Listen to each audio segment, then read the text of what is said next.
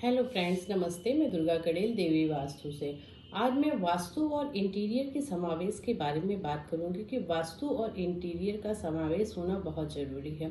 हम लोग वास्तु तो फ्लैट या प्लॉट का करा लेते हैं, लेकिन जब हम लोग प्लॉट या फ्लैट का वास्तु कराते हैं तो केवल आर्किटेक्चर का ही कराते हैं, लेकिन इंटीरियर में ही सबसे मेन रोल होता है वास्तु का। क्योंकि अगर इंटीरियर खराब हो जाता है तो पूरा वास्तु ही बिगड़ जाता है। आपने वास्तु करा लिया, आर्किटेक्चर का काम हो गया, सब तरफ आपने किचन बाथरूम सब बन गए हैं, आपकी दीवारें उठ गई हैं। अब आपका आता है कि अब आपको इंटीरियर कराते हैं। जब इंटीरियर कराते हैं तो किस चीज़ का विशेष ध्यान रखना चाहिए, जिसके बारे में आपको जानना बहुत ज़रूरी है। नहीं तो आप कहेंगे मैंने तो वास्तुकार को दिखाया, लेकिन मेरे तो घर का वास्तु ही ठीक नहीं हुआ, वास्तुकार खराब है, उन्होंने ठीक से नहीं किया।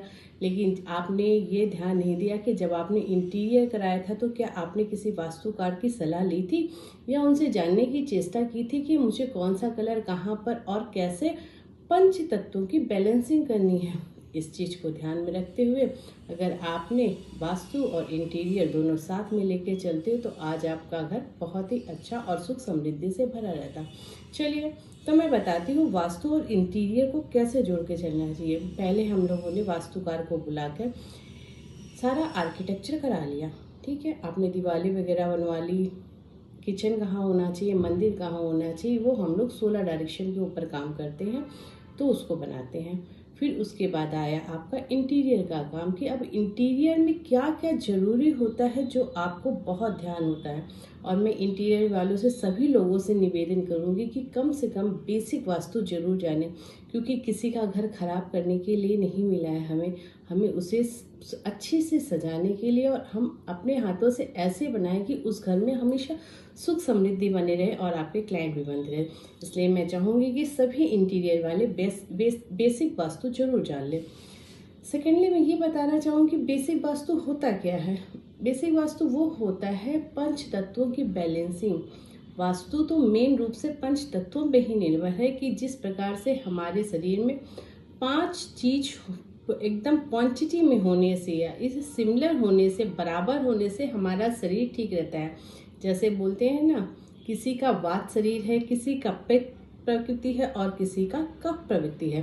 तो इसका मतलब क्या हुआ कि आपके शरीर में ये चीज़ ज़्यादा बढ़ गई है या डिसबैलेंस हो गया शरीर में, इससे आपके शरीर में बहुत सारी की पीड़ाएं हो जाती हैं।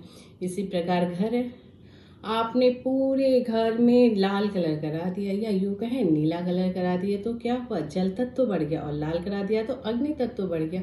और इससे क्या हुआ, हमारे घर में लड़ाई शुरू हो गई है, प्रॉब्लम बन गई। आपने घर में एंट्री ली, वैसे ही पता चला कि 7 दिन 21 दिन 7 साल उसके बाद वास्तु एक्टिव होता है। क्योंकि जिस प्रकार नया कपड़ा हम लोग हल्की क्वालिटी का भी लाते हैं तो भी वो थोड़े दिन तो चलता ही है ना, और जो हम लोग कंपनी के लाते हैं वो काफ़ी दिन चलता है। इसी प्रकार वास्तु होता है कि वास्तु में आपको जब भी इंटीरियर कराएं तो वास्तुकार को साथ में लेके चलें। अब चलिए इंटीरियर की बात करती हूँ कि पंचतत्व कैसे बैलेंसिंग करनी है। जब भी पंचतत्व को बैलेंसिंग करनी है, इंटीरियर वाले को पहले लेआउट बना के वास्तुकार को दिखाना चाहिए और पूछना चाहिए कि मुझे कौन सा कलर, मेटल, प्लांट्स, कर्टेन या रूम का कलर, वॉलपेपर कहाँ और कौन से कलर का लगाना है और कौन से शेप का देना है। इस चीज़ को सोफ़ा पे कवर भी लगाते हैं, ये तो ठीक है, लेकिन सोफ़ा किस लकड़ी की बनी होनी चाहिए या कैसी होनी चाहिए, इस चीज़ का भी नॉलेज रखें। जैसे कि मैं आपको एक छोटा सा एग्जांपल दूंगी कि माना आपने सोफ़ा बनाया वेस्ट की तरफ और उसका शेप दे दिया चौकोर, तो वो भी डिसबैलेंस हो गया। अगर आपका घर बैलेंस नहीं है तो कहें बैलेंस का मतलब